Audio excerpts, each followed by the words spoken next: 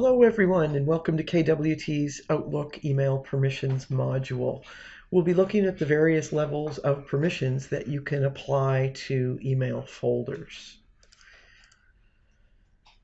So you can get to the permissions of an email folder by right-clicking on the folder and selecting Properties Permissions, or go to Folder Properties, Folder Permissions. Each folder can have its own unique set of permissions so that you can be very granular in which folders you allow other people to have. Now, some of the reasons you may want to do this, clearly if you have an admin assistant, you will want to give them pretty full rights to your email folders, or at least to some of them, because they may manage your incoming emails, filing them for you, maybe even replying to some of them for you. You can also have your admin assistant actually generate emails as if they were from you, if you give them the appropriate permissions.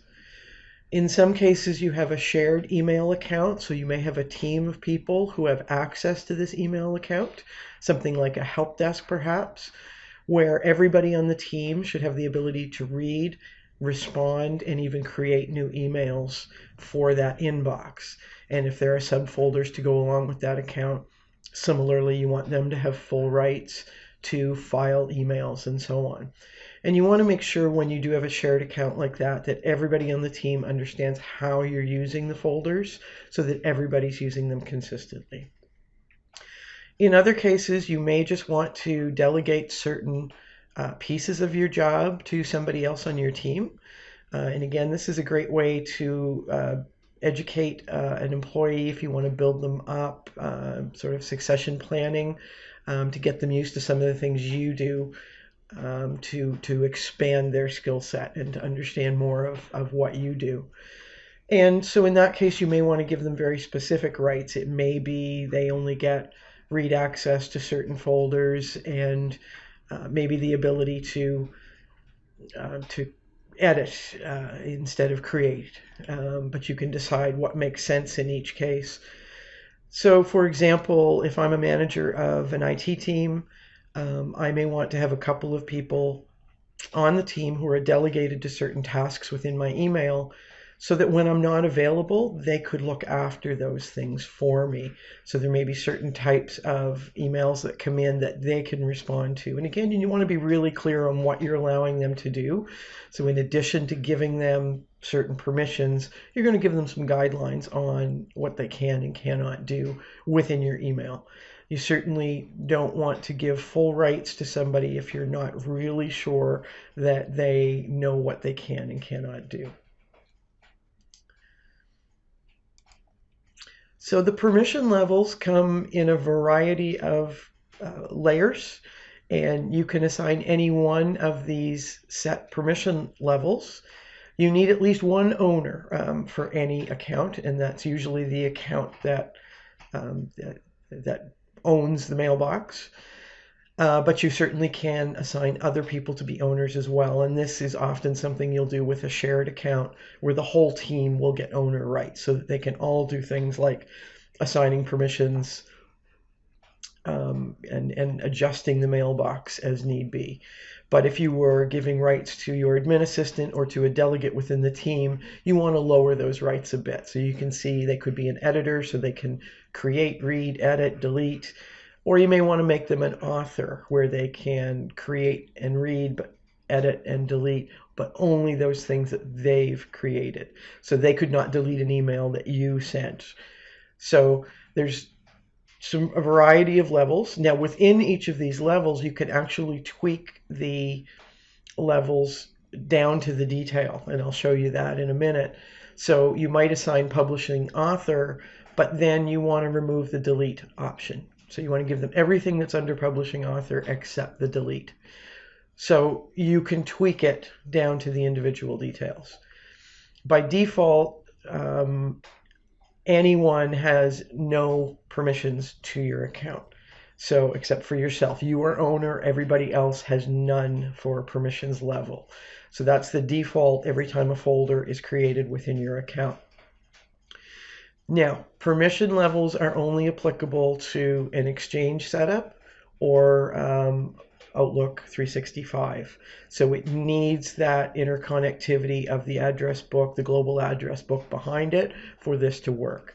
And to go along with that, you can only add people who are within your organization as delegates to the permission levels of your email folders. So let's take a look at what this looks like. So in this case, I've right-clicked on my to-do folder, and so I can see this is to-do properties, and we've gone to the permissions tab.